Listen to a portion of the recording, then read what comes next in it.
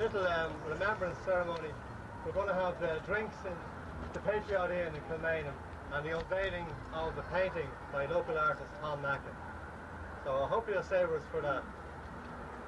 And also, before that, we're going to have some readings by members of the Ledwidge Committee from the works of Francis Ledwidge. First of all, just a few words. We are here today to remember Francis Ledwidge, poet and soldier who fought, as he believed, for Ireland in the Great War, and who died for that cause on the 31st of July 1917. Where better to remember him in that context but here at the War Memorial Park to the 49,000 Irish who died in similar fashion. Before I continue, I would like to read to you the words of Ledwidge himself on his involvement in that conflict. I joined the British Army because she stood between an enemy common to our civilization, and I would not have her say that she defended us while we did nothing at home but pass resolutions. And to those who questioned his patriotism, he wrote in a very significant letter in 1916, I am sorry that party politics should ever divide our tents, but I'm not without hope that a new Ireland will rise from her ashes in the ruins of Dublin like the phoenix, with one purpose, one aim, and one ambition. I tell you this in order that you may know what it is for me to be called a British soldier, while my own country has no place among the nations but the place of Cinderella.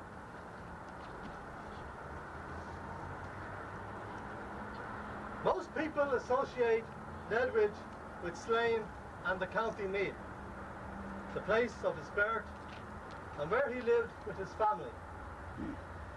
However, on the 24th of October 1914, he cycled to Inchicore, where he enlisted in the 5th Battalion of the Royal Inniskilling Fusiliers.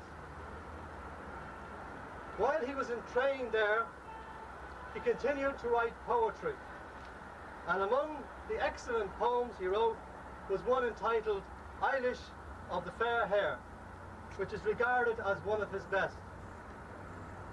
In a letter to his friend Paddy Healy, father of Elizabeth Healy, Eilish of the Fair Hair, Ledwidge relates how on Saturday evenings he used to read his poems to the soldiers in what was then known as the recreation room at Richmond Barracks. That part of the barracks has fortunately survived to this day and is now St. Michael's Christian Brothers Boys' School. The old Army Chapel has also survived and is today the parish church. For too long, the name of Francis Ledwidge has been forgotten, where if not for a group of very dedicated people in Slane, his poetry might have died altogether.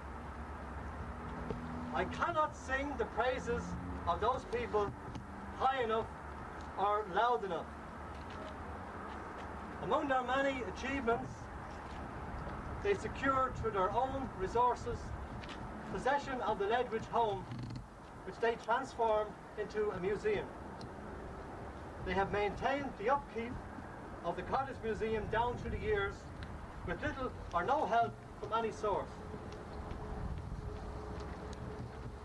I can assure those people and all interested parties that the Inchicore Ledwidge Society, founded here today, will dedicate its energies not only towards promoting the Dublin connection, but also the Cottage Museum and Slane. Together we will seek to rekindle an interest in this remarkable poet. And we should not see the Dublin group in competition with the Mead Group.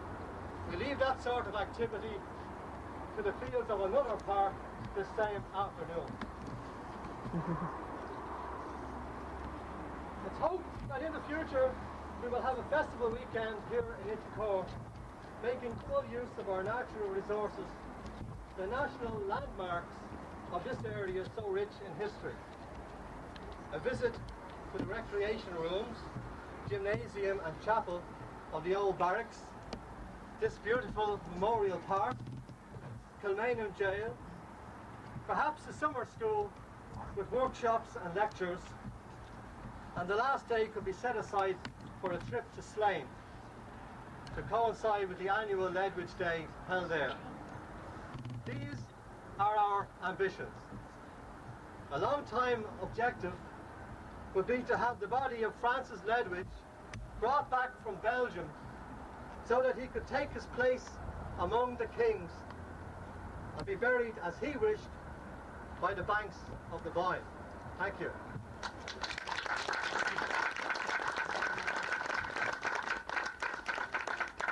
You're all receiving me loud and clear now. We're going to have some readings by members of the committee. And just to explain to you what we mean by committee, we've had a working committee of 5 just to try to get the show on the road, and we hope then eventually we'll have a membership list for anybody interested in becoming friends or associates of the Ledwidge Group and who would like to support us in the future.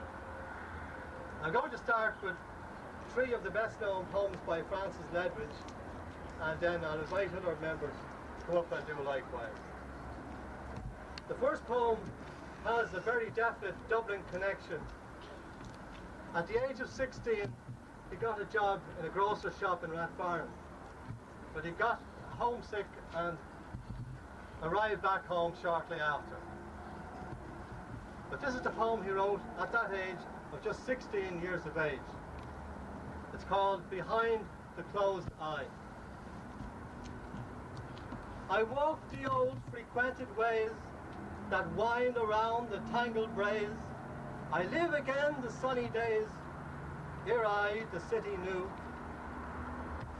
And scenes of old again are born, the woodbine lassoing the thorn, and drooping Ruth-like in the corn, the poppies weep the dew. Above me in their 100 schools, the magpies bend their young to rules, and like an apron full of jewels, the dewy cobweb swings. And frisking in the stream below, the troutlets make the circles flow, and the hungry crane that watch them grow, as the smoker does his rings. Above me smokes the little town, with its whitewashed walls and roofs of brown, and its octagon spire toned smoothly down, as the holy minds within. And wondrous, impudently sweet, half of impassion, half conceit, the blackbird sings adown the street like the piper of Hamelin. I hear him and I feel the lure drawing me back to the homely moor. I'll go and close the mountain's door on the city's strife and din.